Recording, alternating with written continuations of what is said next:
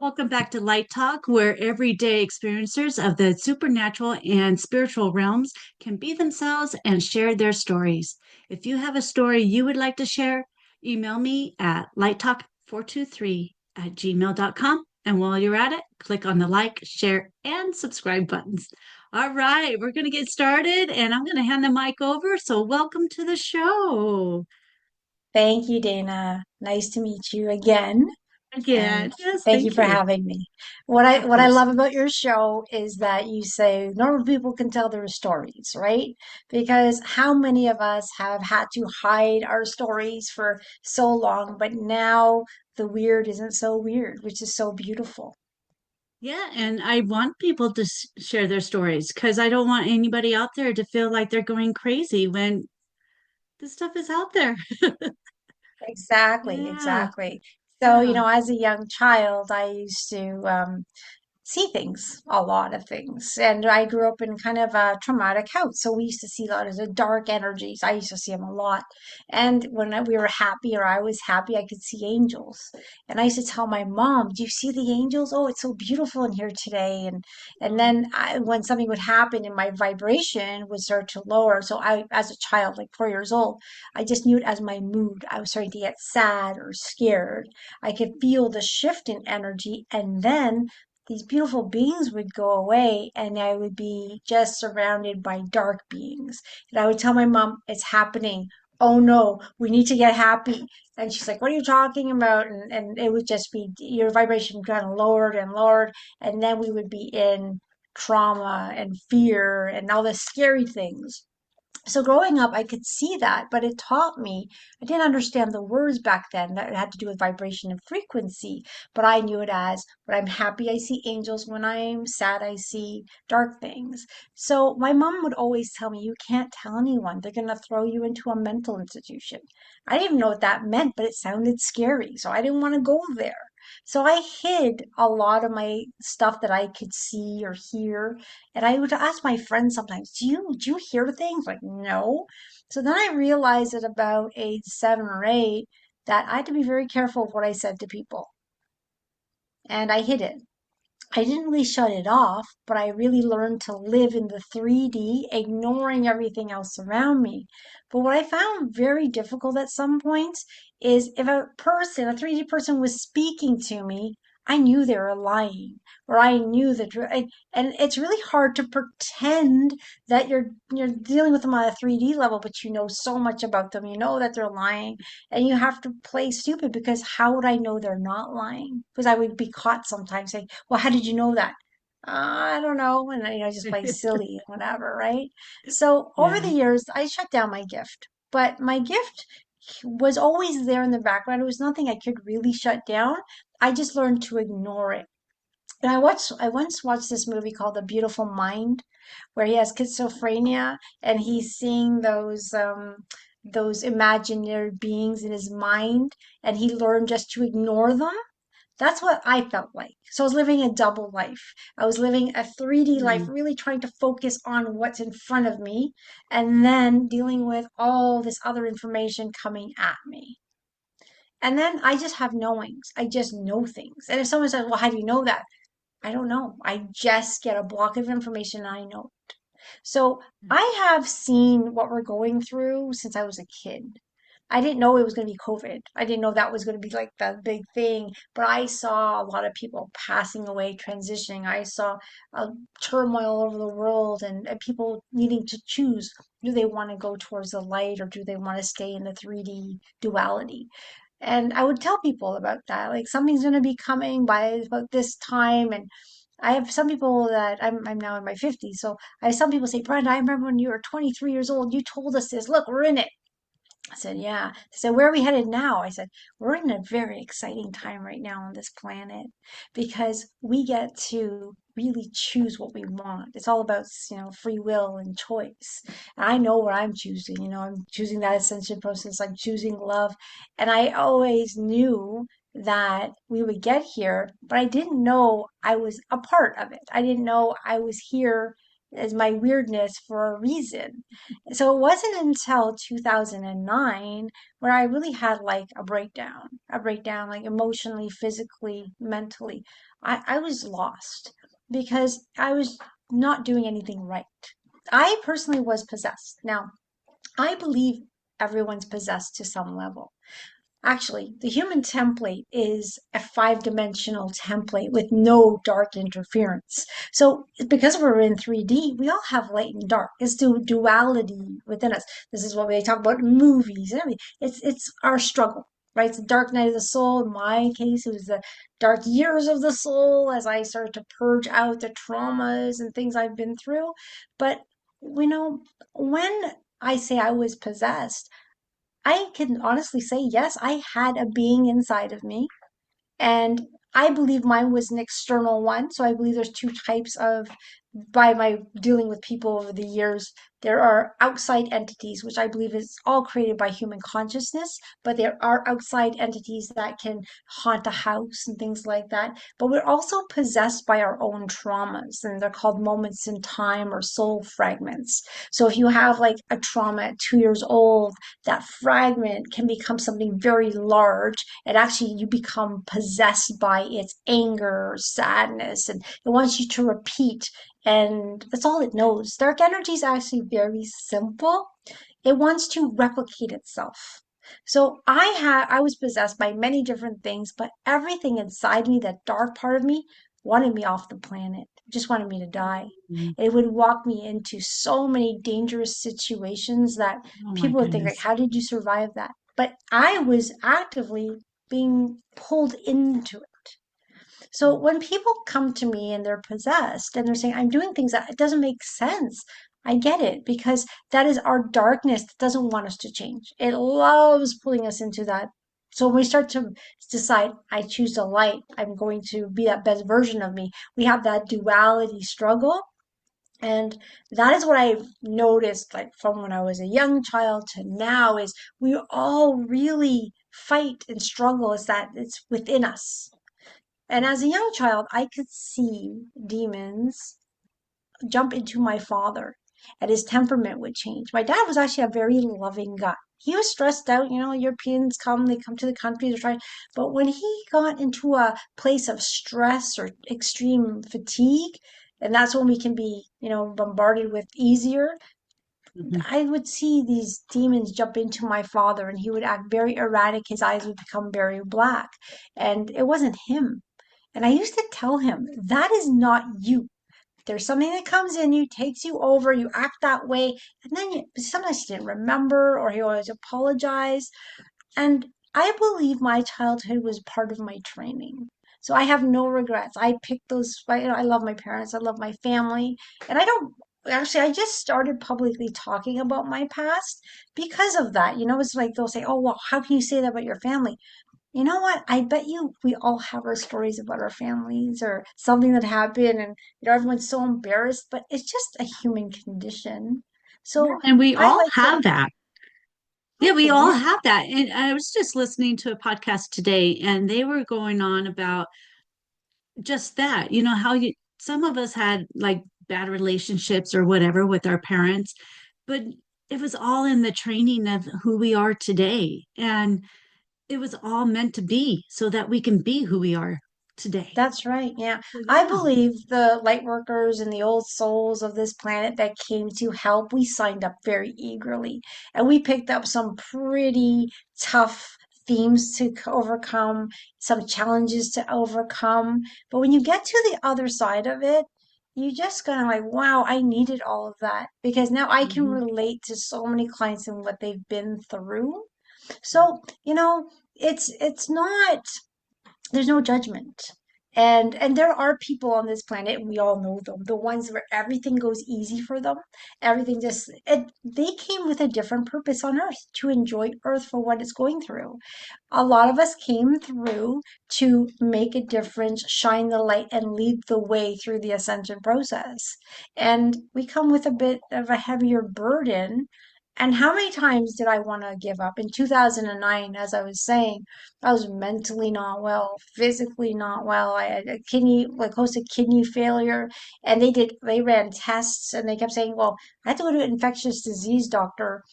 And he says, your blood's good. He goes, your blood is so clean. I'd marry you if I wasn't married just based on your blood. He goes, there's nothing wrong with you.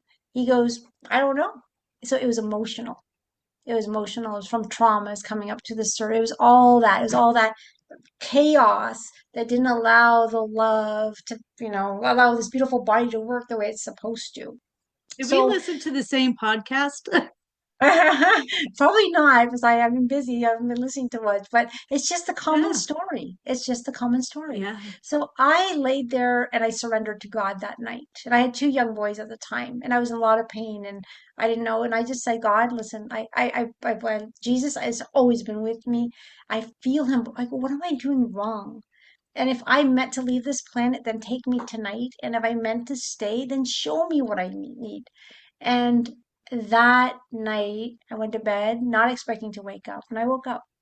And when I woke up, it was synchronicity after synchronicity. I just decided I was no longer in charge of my life. And I do remember saying, I am now fully in service of humanity. Do whatever you need with me. And that opened up a door. And it was one thing that led to another. I was in a relationship, a marriage that I had to dissolve. And that was pretty tough, but I had to reclaim who I was. And it was through lots of healing. So I ended up in the hands of a doctor called Dr. Beatty, and she did this thing called beam therapy, bioenergetic emotional access method. You sit there and you go through different areas and you're releasing traumas through the subconscious. And 5 sessions, and there was something that clicked in my heart that I never felt before, self-love. And that was the beginning. Yet, but that one night of asking led to one thing to another. My journey's been like this. And this is one thing. You do feel like you're losing your mind when you start to wake up from the fog. And there's lots of traumas that we have to release, not just traumas that we went through as children. It's what we see, it's what we hear. Anything we've ever experienced is in our emotional field, and it needs to come to the surface for release. Sometimes we can release it without knowing what it is. But if it's part of our theme, it's part of something we need to learn, we have to go through it. We have to experience it. Then we might have to have experiences like relationships or people coming at you, treating you badly, so you can stand up for yourself and say, no, no, such a powerful word, right? No, no, no. I could never say no. Now I say it all the time. Back in the day, I used to have everyone like Brenda. Why? Because I could read their mind. I could be anything you wanted. I was like this wicked transformer, right? Best girlfriend, best friend, best this, best that. Then when I start to find me and become more my authentic self, I'm not there yet. I'm not 100%, but sometimes I try to still, there's a part of me that's still scared to shine, but I'm working on it. But I have a lot of people that don't like me nowadays because I'm true to myself more than I've ever been. And that's okay. That's okay. I'm in that process now of finding who I am, and I am starting to say no and stick up for myself too. This past year has been that year for me.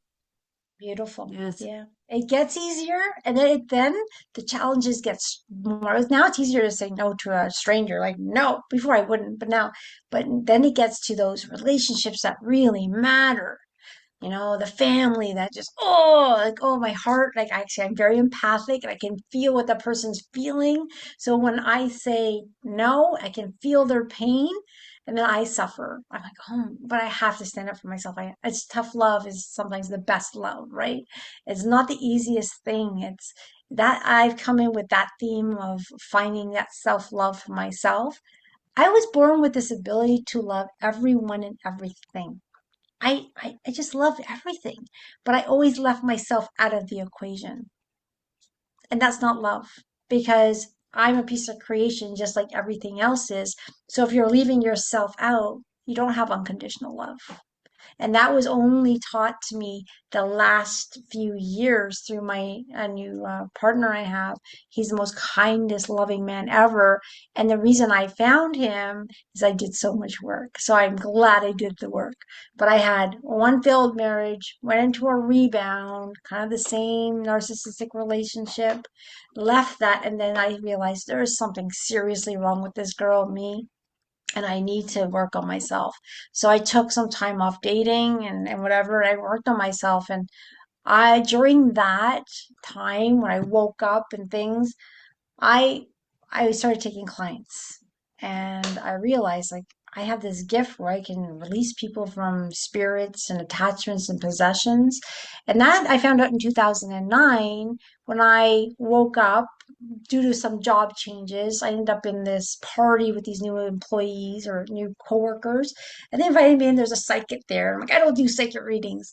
I don't want one. And I went, I'm like, oh, but you don't have to. There's going to be 14 girls. So I went to the party, and then the psychic reader comes down and says, I need someone else to read you. I said, oh, no, no. She goes, it's about your son. I'm like, okay. My son was behavioral at the time. So I'm like, okay, she got me. I'll go. I listened, and she told me, your son's just very psychic, and he's just being bombarded. So get him beam therapy, and he'll be better. 3 sessions, he was fine after that, and that's what led me into beam therapy. But during the Wow. psychic reading, she said, "You're a healer. You're in a really bad relationship, and that's why you're so sick." So she goes, "You need to live your soul's purpose." And I'm like, "What is she talking about?" She goes, "You healed your dog." I go, yeah, my dog healed when I was like 14, 15. I didn't do it. She goes, but I see you doing this. I said, yeah. So when my dog broke her back, she was a whippet. She would run like 35 miles an hour and broke her back. And it was a long weekend of Easter, and she was my best friend. Like I didn't want her to. So we had to bring her Yeah. to a university, a vet university. And they said, we don't know if we can help her. We're going to keep her over the weekend, keep her comfortable, but it might be an expensive surgery. We can, whatever. They gave us all these options. And I was like, oh my goodness. When I went home, my guides came through and they were showing me to put pictures of us. So being happy and picture us happy and have my, they would just take over my hands and do stuff. Well, we Right. got a call on Monday. They're saying, come pick up your dog. We can't explain it. There's a x-ray of a broken vertebrae and now it's fused. They said she'll never run again, but she can walk, she can trot, she's good. So I'm like, thank you, God, miracle. So it wasn't brought to my Wow. attention until later. She goes, you did that. You're a healer and you can hold the space. And I said, oh, that's why when I see someone, they can be very sick, they can be going through their trauma, but I never see them that way. I always see people on their best timeline at their best in all aspects, emotional, physical, mental. And then what I do, and I don't know exactly how, is I hold that for them and I create the space for them to choose a better outcome. I can't force anyone. I can only Mhm. create the space because healing is actually the person that's coming, we're co-creating, right? Right, You're right, like right. the client's the healer, really. I have a gift to create a space. That's it. How I do it, I'm not even exactly sure. So this is one thing that pisses off my clients. Who do you work with? Mhm. Who do you, I can tell you the team that comes in has gotten much bigger. And I can say some of the names that I feel are there, but sometimes I have walk-ins. I don't know who they are, or the client might be bringing in their own, spirit guides that are helping. So Mhm. sometimes we have a whole group of them, and I'm like, I don't know who they all are, but the one thing that I do know, it is pure love. We're dealing with 100% divine love. So it's always a very safe healing space. And sometimes I'm able to watch what's happening, but sometimes when we're dealing with, say, a possession that's being released, they actually put me into more of a protection where I don't have to see it. Sometimes I'm given the ability to see it. And it was really neat because during my journey, I was helping a client. I was really intrigued with dark energy at one point. Mhm. And Dr. Beatty introduced me to a Dr. Stone, and I went for some training there. Something about her intrigued me. And I learned about the scariest things on earth. And I'm like, oh my gosh, this exists. Because I'm in my bubble of love and light all the time. And so anyway, I learned about it. And when I came home from her course, guess what I picked up? My first cult client, someone trying to break free from a cult. Oh my. And that was one of my biggest fears, called energy. It was so scary to me. Nothing else scared me, but that scared me. And it was 3 months of my life that I dedicated to this client. And it almost took my life and my family's life at the time Mm. because it was very intense. And to kind of shorten it, what I learned from it is that the love of God, the power, the light on this planet is so much stronger. And that was during 2020. 2020, there was this shift in energy. And I kept getting told not to fear. Master Light is now here on the planet. I didn't know what that meant, but it was an intense energy that was coming through that taught me how to deal with the cult energy. They were attacking me from all over the world. I mean, it was pretty scary, and I couldn't get a break. Somebody was energetically attacking me. But one day, when I was a little bit scared, because I think I'm losing this battle. I was told, do not give up faith. But when I was working with the client, this entity came out. And think of the like most hideous thing, right? I could feel it, I could hear it, I could see it. And Archangel Michael came in and he worked with this being and he gave it the choice. And this is how I interpret it, and this is what I believe. We Mhm. interpret what we're dealing with the way we need to interpret to understand it. So if somebody else was in the room, were they going to see the exact same thing? Maybe not, No, right? yeah, But this is how I right. interpret it. So it was one of the scariest beings that I can muster up. It was horrendous. But then Archangel Michael came with other angels around him, and they started to work with the being, and they asked him to cut its cord to the darkness. And they explained that he too was from the light. And if he looked within, he could see his divine spark. And he didn't believe them at first, but they kept very patiently, very lovingly giving him a little bit light, showing that he wasn't being, because they're told sometimes that the light will kill them. Stay away from the light. So they're so confused and separated. They don't know the difference.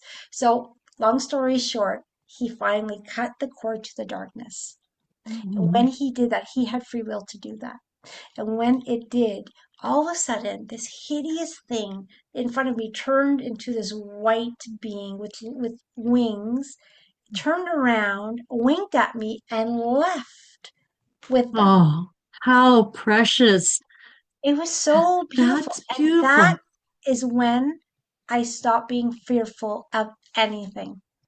I mean, the only thing I'm fearful now of is being my authentic self and saying what I know.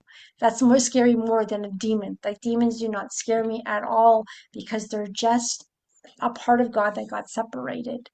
So when I work with clients, we Ah, flood the room with such intense love that no matter what the client's going through, they have the choice to release. It comes out very easily. Most people don't even know it's coming out.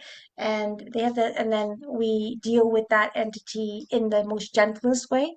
Sometimes they don't want to cut the cord and they do want a bit of a struggle, but I don't get into that. Whatever's best for anything that's happening is being done by the beings of light. So I'm there as a mhm. conduit, I'm there as a conductor, I'm there as a facilitator. Half of the time, like we know the intentions, but really, I sometimes feel like it's so easy. I just sit there and do whatever. Sometimes it can be a little more intense because I need to hold the space for the client because sometimes clients get a little bit, things like that. But it's gotten Yeah. so much easier over the years, let's say. I've had a So lot of I practice. had so I had someone ask me not too long ago, are you scared of the negative entities? And I'm like, I am more scared of the movies that are out there. So I don't watch the movies. I've never been into it. But as you're saying there, I think I would be more scared of watching a scary movie or whatever on TV or movies or whatever. And what are your Yeah. thoughts? Well, you know what? When I was younger, as I was possessed, I had possessions. They loved me to watch scary movies. And because of all the trauma I went to, I had a lot of dark energy that craved it. So although I didn't want to watch it, there's something that compelled me to watch it. So I watched it and it was terrifying. And I didn't like it. A lot of the images that I released during being therapy were that of watching the news and watching scary movies and being scared. And so as a child, I used to see entities running around and they were scary. I had one called the Red Man and he promised he was going to end my life. As a young child, he would always tell me to kill myself, kill myself. That's all I remember. I used to tell Mm. my mom, they're always telling me to kill myself. My mom remembers being in a car with me and something took over her and told her to slam the car into a wall. saying, kill that girl back there, kill your daughter. Mm. And she came to her senses and she didn't do it. But my mom always knew there was something different about me. And she couldn't put it. Now she thinks she's like, now I know you're just so weird. I don't know how you're my daughter. It's just so, but she loves my work and she lets me clear and she got lots of clearing to do like we all do. But, these, I personally don't allow horror movies in my house because anything can be a portal. And even if you're watching it for fun, to me, like, I know some people who had possessions in their houses, uh, putting on like a skull of a pirate ship in a child's room. Well, what you're doing is you're opening up a portal, like, okay, Ouija boards. And whoever does, like, don't do Ouija boards. Don't ever buy your children Ouija boards. There's entities there waiting to come in and play, No, and they're not yeah, nice, right? So that right. I've always stayed away from. There was something that always said, do not do a Ouija board. I Mhm. had enough darkness around me, didn't need that. But horror movies, you know what? I don't like them. Sometimes I do get intrigued by something like The Conjuring, where it's a true story and there's exorcism, because I like to see the way they do it. It's more of a learning. And I don't do exorcisms that way. I do exorcisms with love. I never fight the beings, never, because they cannot, if you yell at them or scream at them, they will use that anger energy and get bigger. But when you fill a room up with pure love, they don't have the energy, so they actually lose their power. So that's how I work. So when I see them and I think, oh my gosh, I can't believe they used to do actions like that. Blah, blah, blah, they think so. Like, Yeah. no, no, no, we don't need that. But even with some of the ones I've done, as I sometimes I don't know I'm doing an exorcism, it just happens. But sometimes I know what's coming in. It's a bigger situation. But this is one thing that I had to learn because I was always told that the entities that are released will be taken off the earth plane. This, yes, we can hope, we can ask, intend, but even these entities have their own free will. So sometimes when I'm releasing a client, an entity may decide to hang around and they will let me know they're here and they will linger in my house for a while and cause a bit of havoc. Then I have to clear my home. But sometimes they'll actually go up the stairs, slam the front door. No one else is home. They just left and they made it known that I'm not going where you want me to go. And where do they go? Once I read a book from Eckhart Tolle. I don't remember which one it was. And he was clearing a client and she had some heavy stuff and the client or was a friend that left. And then another friend came over and he goes, your room is so heavy. Let's get out of here. Eckhart Tolle and his friend went to a restaurant. Well, that negative energy lifted a ride in their energy. When they got to the restaurant, that energy wants to go to the lowest vibrating thing. So it went into a man who I believe was in a wheelchair based on his story. And that man suddenly became very violent with his wheelchair, complaining about his food, hitting people. Anyway, they had to get rid of the man out of the restaurant. And the owner of the restaurant said to Eckhart Tolle, you did that. He could sense that he brought something in and it latched onto him and they can take over the way we think. Right? They Mhm. can't force us to do anything, but they can definitely give us desires to be angry or more angry, things like that. So the one that I had in me, after many layers of releasing, I had one entity that was extremely powerful and it was created to take my life. And it talked to me my entire life. So you imagine almost 50 years of my life, 49 years of my life. Kill yourself. You're worthless. You shouldn't be here. Oh, anyway, That's it hard. wasn't, yeah, it was hard. Mm. And how do you explain it? Because I have to be a 3D person. I worked in corporate. I gotta be normal, but I'm struggling inside, people. So I prayed and to God all the time, and I did so much work on myself. I haven't stopped working on myself since 2009. Good for And you. God gave me my husband today and he's a beautiful man from Pakistan who's a saint and a healer. He's not a saint. He comes from a family of saints and healers, but he's a healer. He's been a healer for since he was 5. And I spent over $100,000 on myself. I went to debt trying to get people to help me release it. And they always say, "Yep, it's done, it's gone." I'm like, "Oh, great!" And then it'd be right there. I'm like, But when he met me, he said, "You are, you're a very special healer, but I need to help you so you can be the best version of you." And he's like, I go, "Do you feel something in me?" He goes, "Yes, you have something very dark in you." I said, "I don't know how to get rid of it." He's like, "I'm going to need some time, but we'll get it out." And about 3 months later, and all of a sudden it walked out of me because my vibration went up so high, it could not be in me anymore. Nice. And then he was telling me, "Okay, there it is," and it was hideous. But interestingly, it didn't want to leave. So this was like a shapeshifter. It was like it was really actually quite neat. I can't believe I'm saying this in public because it might embarrass my family, but you know what? I believe there's a lot of people out there who have these types of things, and it might be a little scary, but it's not scary because if you think or know, no, I'm not gonna say think, don't think it, just know it, that the Do light it. always prevails. There's nothing to be scared of, even an entity of that level. So it needed my energy. This thing was created to take me down. For it to stay Mm-hmm. on the earth plane, it needed my energy. And Mm-hmm. I said no, and I was put into protection from his family and myself, and I was very adamant. I stayed in the light.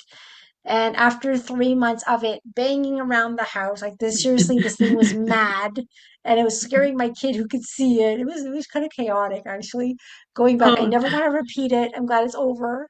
But we all stayed so strong and bonded together that it finally screamed and left. And like, so proud of all of you. So proud of and all of you. yeah, and that is the time I finally had peace. I have peace in my head. I have peace in my heart. So it's quiet. It's just pure love without that interference of hurt yourself. You're like, oh my goodness. Right. So when people come to me and they say, I have a voice in my head that's telling me to do stuff, and I get a lot of clients like that, I've been there. And I believe I need to go through that. So I can't think anyone's crazy because that happened to me, right? Or this happened, Right. yeah, that happened to me, or that, oh yeah, that happened to me, or, so I've been through a lot with great blessings. I'm on the other side of it. And I'm here to hold the light for as many people as I can, whether I meet them or not meet them. If they even just hear this story and know that they might find someone else who resonates with them, as long as they know they're not, nothing's wrong with them. It's just a Yeah. human condition, right? Yeah. Right. That's a beautiful, beautiful story to end with. Oh, I can't believe the time goes so fast. Oh my Oh goodness, it wow. just goes crazy. Um, yeah, thank you so much for being on the show and You're telling some welcome. unique stories and stories you haven't said to anybody else. I Yeah, yeah, appreciate oh, that. yeah. Just my clients know them, but not like this. So yeah, enjoy it and know that you know what, we're all in this together. And Yes. just keep following your heart because that's what's going to lead us back home. And Mhm. with everything that's going on in this world, it's just the cleansing of the world. That darkness needs to come to the surface so we can choose the light or the dark. And there's no right or wrong answer. It's what's your soul's progression, right? So Right, right. my work, your work isn't for everyone. It's going to No, resonate with the ones that need to hear the messages. exactly. Exactly. Very well put. Very well Yeah. put. Well, thank you, Yeah. Dana. Keep Oh, shining your thank you. lights. Oh, yes, you too. And my light is, excuse me, my light is getting brighter and brighter, and I'm feeling it and feeling it. So this year is my year. This Perfect. year All right, is my go year. for it. All right. Yes. Thank you All so right. much. Oh, thank you. Now, if anybody out there has any spiritual journey stories or paranormal stories, feel absolutely free to be yourself and contact me at lighttalk423 at gmail.com. And we will get you on the show if you qualify. And we will, oh, yeah. And don't forget to click on the like, share, and subscribe buttons.